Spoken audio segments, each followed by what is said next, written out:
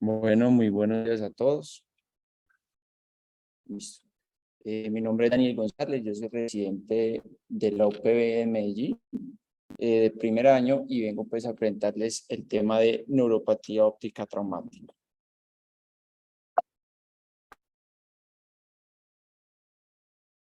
Bueno, entonces vamos a comenzar con la epidemiología. Esta no es una enfermedad infrecuente, puede alcanzar una incidencia hasta del 2,5 en la población general.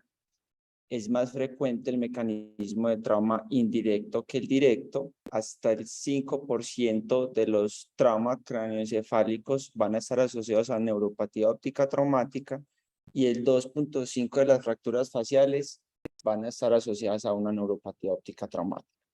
Esta es más frecuente en hombres, aproximadamente en un 80%. Afecta más que todo a los hombres en edad laboral, aproximadamente en los 30 años de edad. Y en cuanto a los traumas más frecuentes asociados serían pues los accidentes del tránsito o las caídas. Acá pues les resalto eso que me parece muy importante, que el 5% de los traumas craneoencefálicos tienen asociado una neuropatía óptica traumática, pero al revés, o sea, el 66% o 2/3 de las neuropatías ópticas traumáticas van a estar asociadas a un trauma craneoencefálico. Entonces, eso hay que tenerlo en cuenta para el manejo más adelante y es un dato de suma importancia. Entonces, vamos a comenzar a hablar un poco de la anatomía pues, que compete para este tema. El nervio óptico, una vez sale del globo ocular, este se va a recubrir pues, de unas meninges, de la pía madre, la aracnoides y la dura madre. Vemos pues que en el espacio subaracnoideo va a haber líquido cefalorraquídeo y esto pues su asociación porque en hipertensión endocraniana puede haber una lesión del nervio óptico y acá les voy a señalar en la imagen de la derecha, acá en la imagen de la derecha, entonces una vez el nervio óptico sale del globo ocular, en su porción intraorbitaria esta se recubre pues de las meninges y vemos que la dura madre, cuando el nervio óptico va a ingresar al canal óptico, esta se fusiona con la periórbita. ¿Listo? La periórbita está fuertemente adherida al hueso.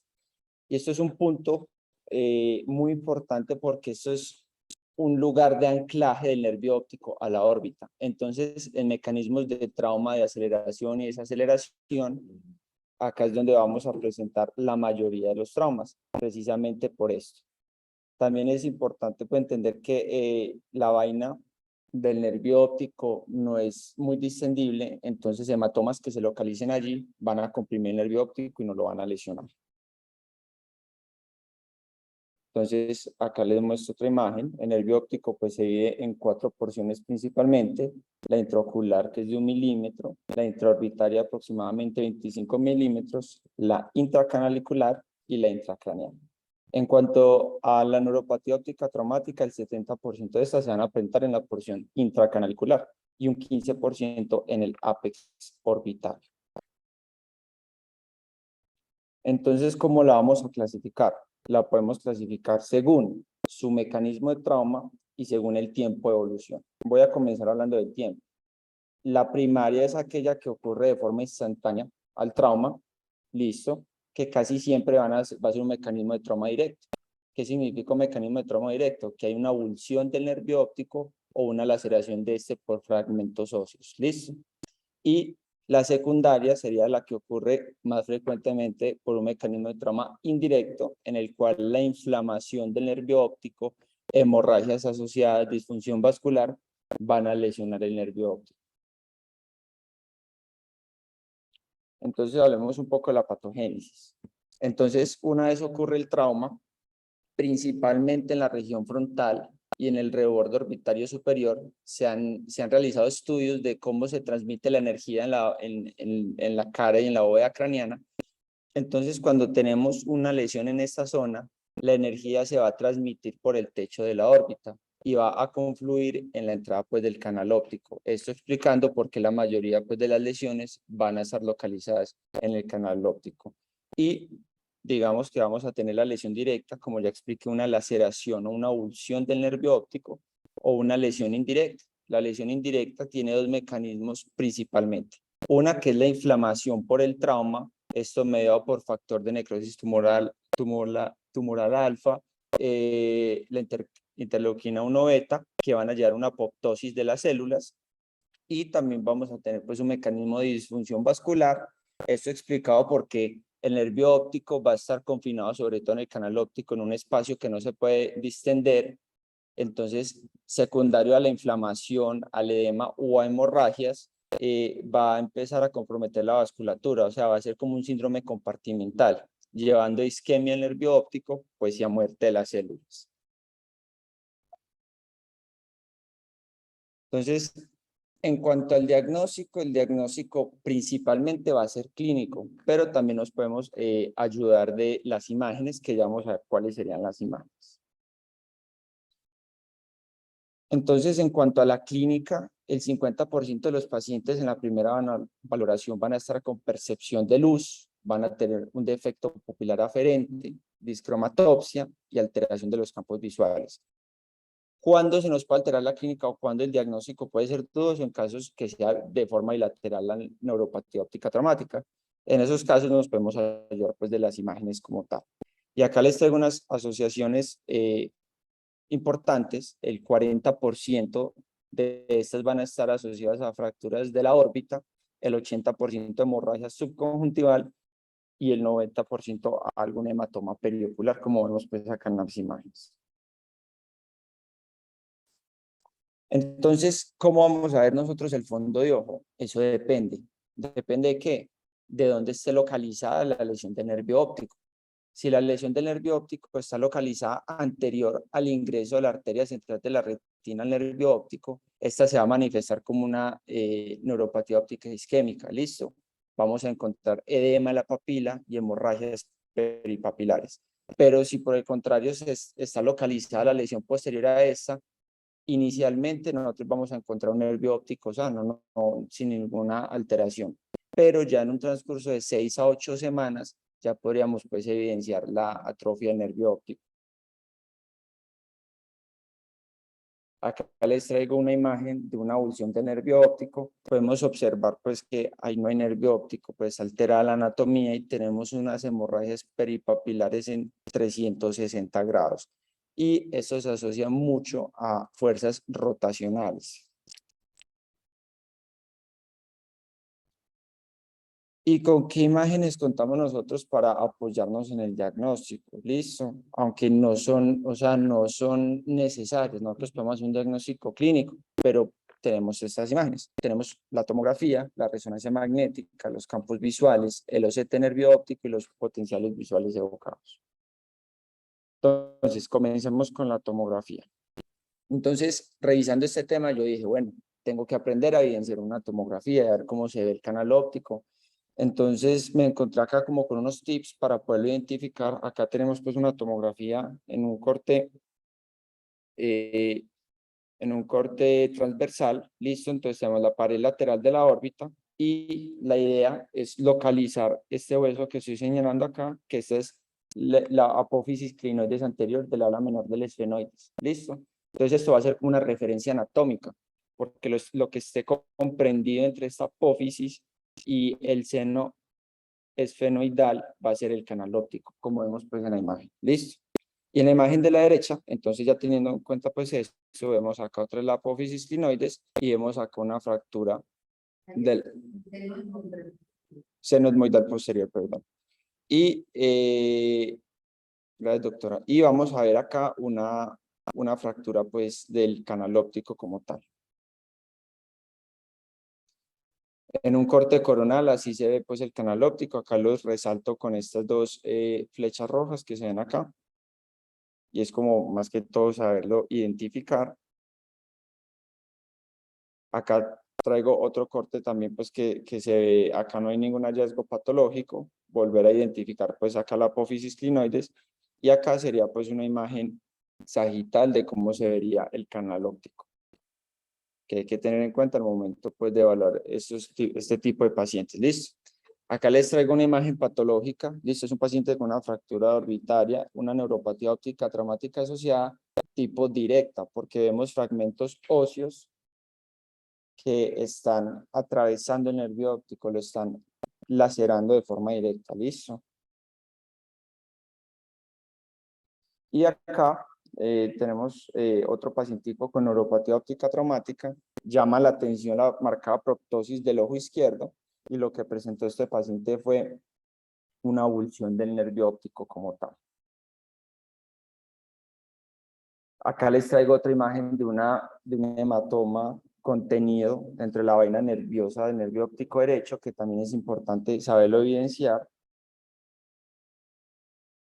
Y digamos que de forma, esto fue una coincidencia. Hace 2 días, pues, revisando el tema para el staff, nos llega este paciente al Pablo Tobón. Es un paciente masculino de 16 años, quien ingresó porque tuvo un accidente de tránsito en calidad de conductor de moto sin casco.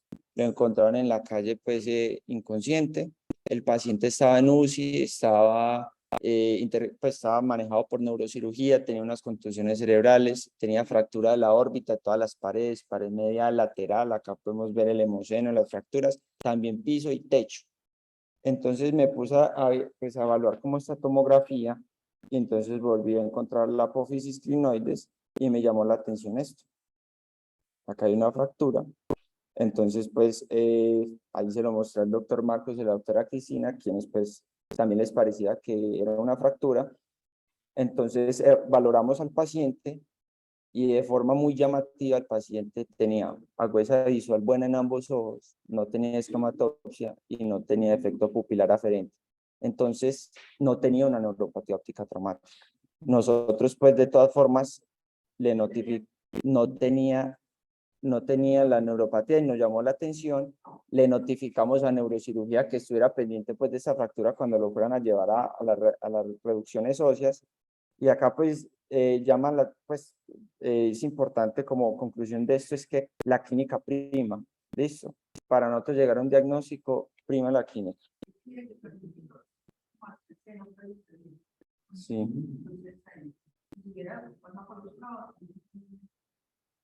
Perfecto. Gracias, doctor. Bueno, también contamos con la resonancia magnética. La resonancia magnética digamos que uno puede ver de forma más detallada el nervio óptico y nos permite ver hemorragias pequeñas contenidos dentro de la vaina del nervio óptico. Se han venido estudiando su utilidad como apoyo diagnóstico para la neuropatía óptica traumática. Entonces ellos lo que utilizan es el Diffusion Weight Imaging, que es el DWI. El principio de esa imagen es que, digamos que los fluidos que están contenidos en un espacio pueden difundirse de forma fácil, equivalente a todas las direcciones, listo, como de forma equitativa. Pero como acá el fluido está contenido en ciertos espacios, listo, lo que es en el nervio óptico, va a haber una diferencia en la difusión de este. Y los radiólogos utilizan estas diferencias de difusión para resaltar sobre todo los puntos de isquemia y los puntos de malignidad. Entonces se han ido estudiando la utilidad de esta y se han visto que a partir de la segunda semana se van a ver cambios, como vemos acá, una hiperintensidad del nervio óptico que podrían señalar pues como zonas de isquemia en este. ¿Listo? Siempre tiene que necesitar y como lo que dice, las cosas están no traumáticas, no sabes si no están no saben porque lo primero.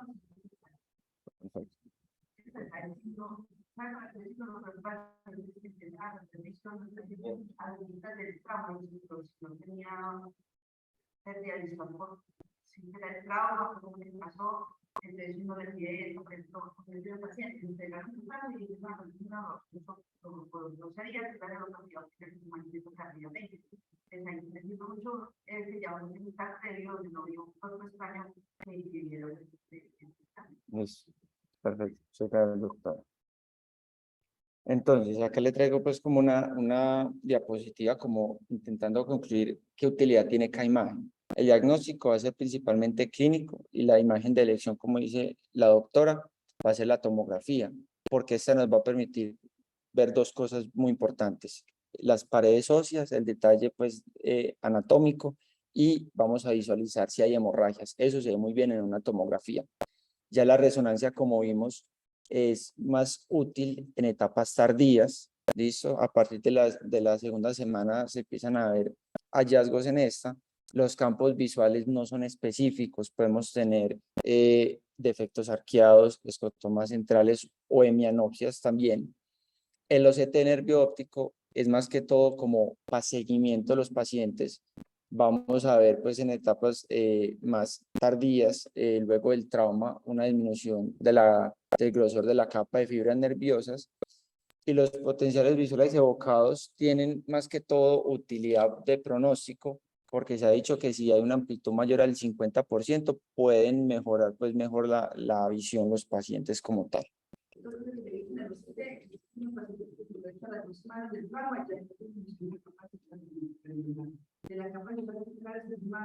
Más sensible. Traumático.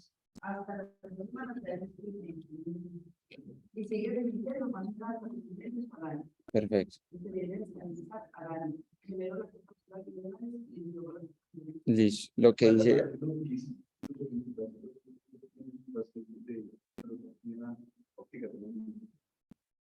Yo no lo utilizo para que porque ya uno tiene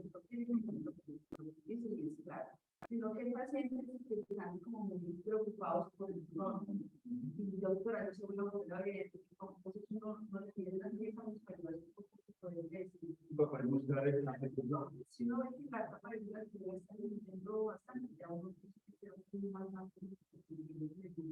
es como para ayudar en lo que porque si parece que usted no le puede dar un tratamiento, que no saben dónde la evidencia de eso no tiene que ser como criterios no pueden hay más utilidad por este lado, no podemos esperar bueno, para los espectadores lo que está comentando, no sé si escuchó la doctora Marta, la neurooftalmóloga, lo que está diciendo pues es que en el OCT nervio óptico tiene utilidad más que todo para el seguimiento de los pacientes y tiene valor pronóstico y es más sensible a identificar pues la alteración en la capa de células ganglionares que de la capa de fibras nerviosas como tal, que pues digamos que los cambios se empiezan a evidenciar a partir de la segunda semana y más o menos al año se estabilizan. Entonces, hablemos un poco del tratamiento. Entonces, comienzo con este estudio. Yo lo considero, pues, según lo que he leído, como el estudio madre, el estudio que comenzó como a investigar el tratamiento de esteroides, de la descompresión del canal óptico o de observar a los pacientes, y a partir de este ya de en adelante se empezaron a realizar todos los otros estudios. Este es un estudio que se publicó en los 90s en Ophthalmology de la Sociedad Americana de Oftalmología, en el cual lo que hicieron es que cogieron a los pacientes y los dividieron en tres grupos. ¿Listo? En un grupo que solo le iban a dar manejo conservador, solo observándolos, otro grupo en los que les dieron esteroides y otro grupo en los que se les realizó una descompresión del nervio óptico. ¿Qué sucede? Este estudio no era aleatorizado y tampoco tenían protocolos establecidos para definir a quién se iba a llevar a descompresión, quién se le iba a dar esteroides o quién se observaba. Eso era dependiente del criterio clínico del doctor que los atendía y no especifican cuáles fueron pues como los criterios en los que él se basó para tratar a los pacientes. ¿Qué concluyeron? Que no hubo una diferencia, o sea, se dieron cuenta que la gruesa visual comparada de la gruesa visual inicial, o sea, de la inicial a la final, hubo una mejoría. ¿Listo? Esta mejoría fue aproximadamente en el 50% de los pacientes que mejoraron 3 líneas de agudeza visual. Pero cuando comparaban los grupos, no encontraron como una diferencia de significancia pues estadística entre estos. ¿Listo? Entonces ahí entró la duda de, bueno, entonces si los observo, ¿les va igual de bien que los esteroides o que la cirugía? Entonces a raíz de eso se empezaron a realizar más estudios. Digamos que el día de hoy hay diferentes esquemas. Tenemos un manejo conservador, podemos utilizar esteroides, podemos realizar descompresión del nervio óptico, ya sea removiendo huesos del canal óptico o una fenestración de la vaina nerviosa. Y hay otras más novedosas como el uso de la eritropoyetina o la levodopa y la carbidopa. Entonces, para hablar pues de la evidencia de estos tratamientos, les traigo esta revisión de la Sociedad Americana de Oftalmología que salió en el 2020. ¿Listo? Un grupo de expertos se reunió y empezaron a clasificar la evidencia que había hasta la fecha. Y ellos lo dividen en tres grupos. El nivel 1, que sería el mejor nivel de evidencia para ellos, sería aquellos ensayos clínicos aleatorizados de muy buena calidad. Ellos no encontraron ninguna evidencia a nivel 1 en ninguno de los tratamientos. Listo, eso es muy importante. En cuanto al nivel 2, eran los ensayos clínicos aleatorizados ya de más baja calidad y los estudios de cohorte o casos y controles de muy buena calidad. Y los del nivel 3 serían los de cohorte o casos y controles de baja calidad o reportes o series de caso como tal. Entonces, los esteroides. ¿Por qué comenzamos a experimentar con los esteroides? El uso de los esteroides se extrapoló del National Acute Spinal Cord Injury Study, que era un estudio en el que le aplicaban esteroides a los pacientes con trauma raquimedular en las primeras 8 horas. Y este estudio se realizó como en los 2000 y vieron un beneficio, mejora el pronóstico. Sin embargo, este estudio ya como en los análisis en los años posteriores a este ha tenido mucha controversia. Los expertos dicen que el análisis estadístico de ese estudio tuvo muchos errores, entonces está muy debatido todavía. Pero nosotros los oftalmólogos, entonces basados como en esto, comenzamos a experimentar con los esteroides. En cuanto a los esteroides, no hubo, en esta revisión no hubo ningún estudio de nivel 1, hubo solo un estudio de nivel, pues de grado de evidencia nivel 2 y 6 estudios de grado, pues de nivel 3. Entonces, esta es una tablita que intenta resumir los estudios que hay y su evidencia. Yo acá le resalto en azul los estudios en los que no hubo diferencia de la agudeza visual final entre los que se les dio manejo con esteroides o manejo conservador. En verde les traigo en los que los esteroides mostró ser mejor que un manejo conservador. Y en rojo en los que los esteroides empeoraron el pronóstico de los pacientes. ¿Qué es importante? O uno que se pregunta, qué curioso, porque qué hicieron de diferente los que les dieron manejo de esteroide, que sí se vio un beneficio a comparación del manejo conservador. Entonces uno se pone pues como a revisar los estudios y en el primer estudio, digamos que hicieron diferente a los otros. En los que hubo una mejoría con el manejo de esteroides fueron aquellos en los que se les aplicaban esteroides en promedio en las primeras 11 horas luego del trauma. ¿Listo? Porque ya luego de ese tiempo no encontraron como una diferencia con un manejo conservador. Y en el segundo estudio evidenciaron mejoría en aquellos que se les daban pulsos de esteroides, o sea, esteroides a dosis altas de metilprednisolona, porque los esteroides orales solos de por sí no había como una diferencia. ¿Listo? Entonces les traigo este estudio, que es el único estudio de nivel 2 de grado de evidencia del uso de esteroides. Este fue un estudio aleatorizado doble ciego y dividieron los pacientes en dos grupos, 16 pacientes con manejos de esteroides y 15 pacientes con manejo conservador. A quienes incluyeron a todas las neuropatías ópticas traumáticas indirectas. Y es muy importante ver a quienes excluyeron de los estudios. Todo trauma directo, o sea, toda abulsión, laceración del nervio óptico, si habían fragmentos de óseos en el ápex o un hematoma en la vena nerviosa, esos pacientes se iban para cirugía y se sacaban del estudio. ¿Listo?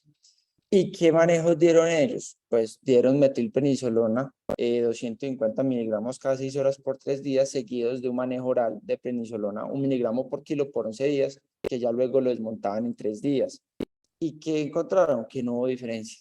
Que sí mejoraba la agudeza visual en los 3 grupos al final de 3 meses, pero la diferencia entre los grupos no era significativa. Entonces, pues hay como para tenerlo en cuenta. Pero también hay que pensar en quienes se excluyeron del estudio. ¿Listo?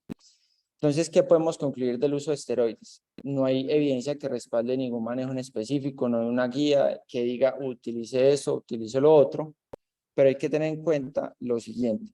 Recordemos que 2/3 de los pacientes con neuropatía óptica traumática van a tener un trauma craneoencefálico asociado. Y hay un estudio que es el estudio CRASH, que empezaron a aplicar esteroides en pacientes con trauma craneoencefálico y lo tuvieron que parar porque evidenciaron que aumentaba la mortalidad de los pacientes. Entonces, esto es algo muy importante para tener en cuenta, ¿listo? Porque si aplicamos esteroides en este tipo de pacientes, pues vamos a aumentar la mortalidad. ¿Y qué recomienda la Sociedad Americana de Oftalmología? Pues que yo como médico tratante decida cuál va a ser el mejor manejo para cada paciente. O sea, quedamos todavía como que no hay unas guías o un consenso como tal. Entonces, si yo quiero dar esteroides, ¿qué debo de tener en cuenta? Según los estudios que hay, yo los voy a dar en neuropatías ópticas traumáticas indirectas, porque en los estudios se excluyeron las directas, porque las directas iban para cirugía. ¿Listo? Idealmente en las primeras horas. El estudio, digamos que uno de estos estudios hablaba que se vio beneficios si se daban en menor a 11 horas. ¿Listo? Y si voy a dar esteroides, yo debo dar pulsos, ya luego con oral. No nos sirve de nada dar solo esteroides orales. Y hay que tener en cuenta efectos adversos de por sí de los esteroides, hiperglicemia, hipertensión arterial, aumento de peso, y evitarlo siempre en pacientes con TEC, que sería 2/3 de los pacientes con neuropatía ópticas traumáticas. En cuanto a la descompresión del canal óptico, esta va a tener efectos adversos, sobre todo la fístula del líquido cefalorraquídeo, por lo que vimos pues que el espacio subaracnoideo que recubre el nervio óptico contiene el líquido cefalorraquídeo. La evidencia no es fuerte, pero sí se encontró un mayor beneficio en quién, en donde hay un hematoma compresivo del nervio óptico, en las fracturas del canal que lesionen el nervio óptico como tal, y digamos que su beneficio se ha visto mostrado más que todo si se hace temprano, menor a 3 días, pero se ha aceptado también como hasta 7 días. Entonces, este es un estudio que me pareció muy interesante, de los estudios que que los expertos clasifican como nivel de evidencia grado 2, recordar, no hay nivel de evidencia grado 1. Los de grado 2, este es el estudio con mayor ojos que analizar. Este es un estudio retrospectivo, listo. Este estudio se realizó en China en un lapso de 8 años, ¿listo? ¿Qué sucedía? Todos los pacientes en estos 8 años en diferentes instituciones, todos fueron manejados por el mismo doctor. Fueron 1.275 ojos. Y a quienes incluyeron a todos que tienen una neuropatía óptica traumática con una agudeza visual peor de 20/100, y a quienes excluyeron menores de 16 años y vuelve y juega alteración de la conciencia, o sea, trauma craneoencefálico. Entonces, en estos pacientes se manejan diferente. ¿Listo? ¿Qué hicieron? Entonces, en los primeros 4 días daban esteroides. ¿Cómo los daban? Los primeros 2 días daban pulsos, dosis altas de metilprednisolona, 1 gramo por día, y luego los otros 2 días les daban la mitad de la dosis. Asociado a esto, algo que no había visto en otros estudios era que les aplicaban factor de crecimiento neuronal. Esto pues derivado pues de ratones, 30 microgramos intramusculares por día. Listo. Pacientes que no mejoraran en el transcurso de estos 4 días se llevaban una descompresión endoscópica transetmoidal, se les hacía también una fenestración del nervio óptico, y cuando ellos removían los fragmentos óseos del canal, ellos ponían un parche gel. Ese parche gel lo ponían impregnado en dexametasona y también en el mismo factor neurotrófico. ¿Cuáles fueron los resultados? Entonces, divido los resultados en 2 grupos grandes. Uno es lo siguiente, uno de los propósitos del estudio era correlacionar los hallazgos tomográficos con los hallazgos operatorios, ¿listo? Y se dieron cuenta que muchas de las fracturas del canal que eran no desplazadas no se evidenciaban en la tomografía, pero sí en el procedimiento quirúrgico. Entonces, como ven acá, tiene una muy baja sensibilidad la tomografía en este tipo de fracturas, entonces no nos podemos confiar siempre. Eso fue uno de los primeros resultados que, digamos, que sorprendió a los investigadores. Y ya los otros resultados, acorde a la huesa visual, entonces vamos a dividirlos en 2. La huesa visual inicial fue en peor aquellos en los que tenían alguna fractura del canal óptico asociada. ¿Listo? Y no hubo diferencias en la huesa visual inicial en aquellos que no tuvieran fractura del canal óptico o tuvieran una fractura no desplazada. ¿Listo? Entonces, digamos que esta gruesa visual en ellos era como muy comparable, eran muy parecidas. Y en cuanto a la gruesa visual final, como ya les dije, lo que se ha visto es que la historia natural de la neuropatía óptica traumática mejora, así se haga un manejo conservador, todos en cierta medida mejoraron. Pero acá ellos hicieron algo muy interesante. Ellos cogieron todo el grupo de pacientes, a los 1.200 ojos, y los dividieron en 3 grupos. ¿Listo? Entonces cogieron y dijeron, pacientes que la gruesa visual no haya mejorado, lo pusieron en un grupo en el que la cirugía fue inefectiva, ¿listo? En los que la agudeza visual haya mejorado menor a un 50%, fue moderadamente efectiva, y en los que la agudeza visual mejora mayor a un 50% fue muy efectiva. ¿Qué se dieron cuenta? Al final compararon esto y dijeron, sí, hay una diferencia estadísticamente significativa, y sí, los pacientes que tengan fracturas del canal óptico les va a ir, o sea, fue más efectiva la cirugía en ellos que en los que no tenían fractura. ¿Listo?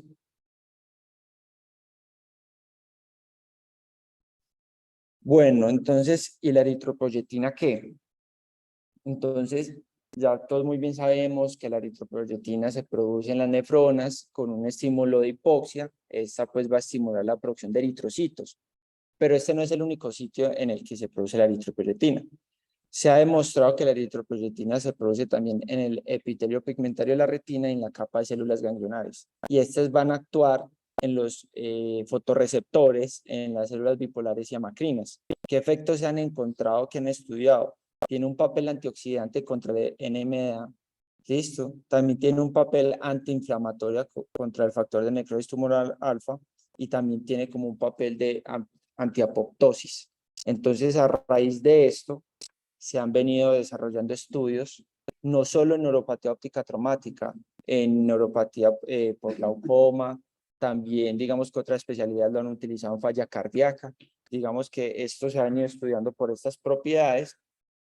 Acá le traigo pues como un resumen de la evidencia que es de la eritropoyetina. Hay un estudio de nivel de evidencia tipo 2 y los otros son tipo 3. En resumen, se ha encontrado una leve mejoría de agudeza visual final en los pacientes a los que se les aplicó la eritropoyetina.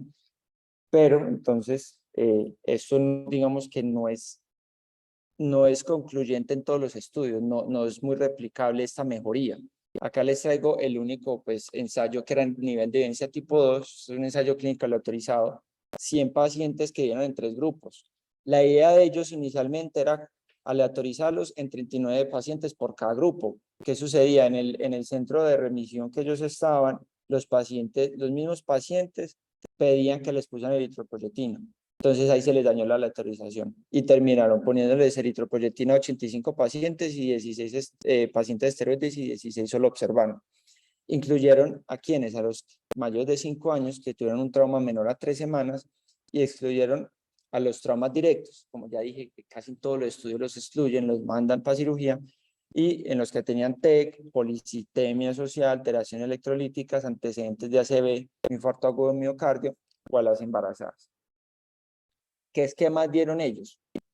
En los menores de 13 años, ellos daban un esquema de 10.000 unidades día. Eso era un esquema intravenoso, listo, por 3 días. Y los mayores de 3 años daban 20.000 unidades por día por 3 días. ¿Qué es importante? La infusión se debe pasar lenta. Lo diluyen en 200 cc de solución salina y lo pasan en 2 horas. Y tenían que monitorizar a los pacientes porque el principal efecto adverso de la eritropoyetina es la hipotensión. Entonces, también tener en cuenta eso, muchos pacientes que están politraumatizados, que están hemodinámicamente inestables, pues en este momento no se puede colocar la eritropoyetina. ¿Qué resultados arrojó este estudio? Es muy interesante porque los autores dicen, sí, nosotros evidenciamos una leve mejoría de la agudeza visual en los pacientes que se les puso la eritropoyetina. ¿Listo? Pero cuando hacen el análisis estadístico entre los grupos, no encuentran una diferencia estadísticamente significativa. Pero le llamó la atención la tendencia o cómo mejoraban la agudeza visual estos pacientes. Entonces vamos a ver acá pues la primera línea, esta que es continua, Estos son los pacientes que se les dio manejo conservador, que solo observaron. Ellos en las primeras 2 semanas no mejoraban la agudeza visual. Luego de esto, comenzaron a mejorar, llegando a un pico aproximadamente a los 3 meses. ¿Listo? A los pacientes que se les dio esteroides, mejoraban de forma rápida la agudeza visual en las primeras 2 semanas, pero luego se enlentecía un poco, llegando también a un pico alrededor de los 3 meses. Pero los pacientes con eritropoyetina, que es esta línea que está acá, desde el día 1, la agudeza visual mejoraba de forma rápida y se mantenía esta mejora. ¿Listo? Hasta los 3 meses que ellos siguieron a los pacientes. ¿Qué queda pendiente como por estudiar? Los autores dicen, bueno, en este caso, porque este es uno de los estudios que ellos ya han realizado, en otros estudios sí les dio que hay una diferencia significativa con eritropoyetina, en este estudio les dio que no, pero ellos todavía creen que la eritropoyetina sí, o sea, sí va a ser más beneficiosa que solo observar, y quieren estudiar a largo plazo si aplicar una segunda dosis de eritropoyetina va a hacer que esta gráfica continúe así. ¿Listo? Eso es lo que está pendiente, porque podemos ver que es más que todo como la tendencia lo que le llamó la atención a ellos. Y si hubo una significancia en la diferencia de los grupos, sobre todo en la percepción de colores. ¿Listo? Entonces, pues ya teniendo en cuenta todo esto, el pronóstico, normalmente las neuropatías ópticas traumáticas de mecanismo de trauma directo conllevan un peor pronóstico que las indirectas. Aproximadamente el 50% de las indirectas van a tener una mejoría de la agudeza visual, así no les hagamos nada, solo los observemos. El pronóstico visual va a depender mucho de la agudeza visual inicial y el mecanismo de trauma, y la agudeza visual mejora de forma más rápida en los primeros 3 meses, pero también se pueden ver mejorías pues como hasta los 6 meses. En cuanto a las conclusiones, entonces hay poca evidencia, solo la observación o la historia natural de esta es que hay mejoría de la agudeza visual y debemos de individualizar a nuestros pacientes. Entonces, les traigo acá como este pequeño algoritmo que realicé. Entonces, el diagnóstico es principalmente clínico. Si tenemos un mecanismo de trauma directo, o sea, fragmentos óseos que estén lesionando el nervio óptico, para descompresión del nervio óptico, eso lo hace más que todo neurocirugía por vía endoscópica. Eso no es tanto de oftalmología, pero sí es importante pues identificarlo. Si tenemos un mecanismo de trauma indirecto y tenemos un hematoma compresivo del nervio óptico que se desarrolló pues horas después o a los días después, que esté dentro de la vaina nerviosa, idealmente drenarlo, listo, porque eso hace como un efecto, un síndrome compartimental. Entonces, estos se beneficiarían de una cirugía. Y los que son plenamente un mecanismo de trauma indirecto, que es por inflamación del nervio óptico, podemos, si queremos dar esteroides, la idea es tener en cuenta darlo en las primeras horas, dar pulsos y no en pacientes asociados a TEC, o sea, 1/3 de los pacientes. Listo, más que todo traumas faciales que no tuvieron TEC.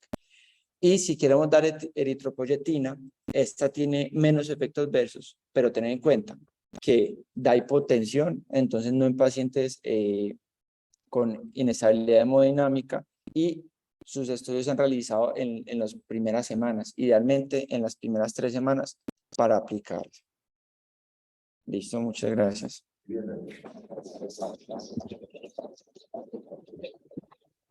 Daniel, excelente revisión. Es un tema muy controversial en todo caso y es muy complicado y sobre todo que son pacientes que definitivamente tienen un fenómeno inflamatorio, pero el riesgo pues de mortalidad en esos pacientes por lo del crash es importante, de que, como decías, individualizar. Y lo otro es que casi todos los que hemos tienen TEC. Entonces, según eso, o sea, nos quedan muy poquitos pacientes que pueden ser de pronto intervenidos, pero definitivamente hay que seguir trabajando eso. Y es un ojo que, pues cuando uno lo tiene al frente es muy complicado decirle, no hay nada que hacerte, pero eso versus el riesgo que se corre con los esteroides a altas dosis, hay que sopesar. Es un paciente que si está hospitalizado es más fácil, obviamente, tener apoyo en todas las otras especialidades, pero que definitivamente hay que medir muy bien el costo y beneficio de este tratamiento. La conclusión que llegamos en la reunión que tuvimos a nivel de neurofisiología era que las conclusiones pues, que se han tenido en las últimas reuniones es que la eritropoyetina está como cogiendo fuerza. Entonces, en pacientes que no tengan contraindicación para la eritropoyetina, que no tengan un TEC severo, sería lo ideal utilizarla. porque hay un poquito mayor evidencia en eritropoyetina que en esteroides. Mire, y además que el tiempo es un poquito más fácil porque casi ningún paciente lo evalúa a uno a las 11 horas de que le pasó el trauma. Pues. Por lo general esos pacientes ya llevan un día o más del trauma. Entonces, hasta ahorita lo único es la eritropoyetina, que tiene un poquito más de evidencia en los pacientes que no tengan contraindicaciones. Los que tienen TEC severo, por lo general ya uno no les hace nada porque cuando dicen que no ven, ya llevan una semana o 2 hospitalizados porque un TEC severo el paciente por lo general tiene cosas más graves antes de fijarse en la visión. Y ya se sabe pues que en el TEC severo no se pone esteroides, entonces lo que está primando ahora un poquito más el eritropoyetina, segundo el esteroide, pero sí es claro que tiene que ser que lleve menos de, pues, 11 horas es casi imposible que uno lo vea, pero digamos pues que lleve menos de un día, que eso es muy raro. Uno ha tenido pacientes que tienen neuropatía óptica traumática por traumas que no son severos, que son muy leves, y uno dice, ¿sí será que tiene una neuropatía óptica traumática solo por ese trauma? Pero sí, yo he tenido pacientes que tienen un trauma leve contuso a nivel de la periórbita y hacen neuropatía óptica traumática. En esos es más fácil definir pues el tratamiento porque no tienen las otras complicaciones. Pero hasta ahorita solamente está eso, pero no hay ninguna evidencia de ningún tratamiento. Sí. Ah, la eritropoyetina sí. El problema con la eritropoyetina, uno, el costo, dos, que el INVIMA, pues que no está por INVIMA y que seguramente los hospitales van a por el problema. Y lo otro es que cada vez que se ponga eritropoyetina se debe asociar a aspirina. En los estudios le tienen que poner siempre aspirina a los niños dependiendo del peso y a los más de 13 años, según el estudio, ponerles 80 miligramos de aspirina. Entonces poner la aspirina con eritropoyetina.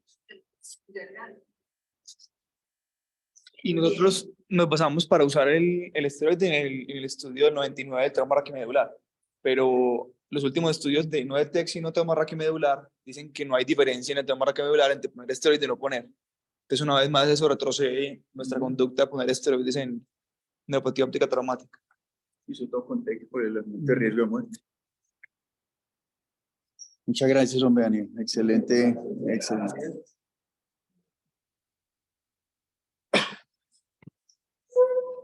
Sí.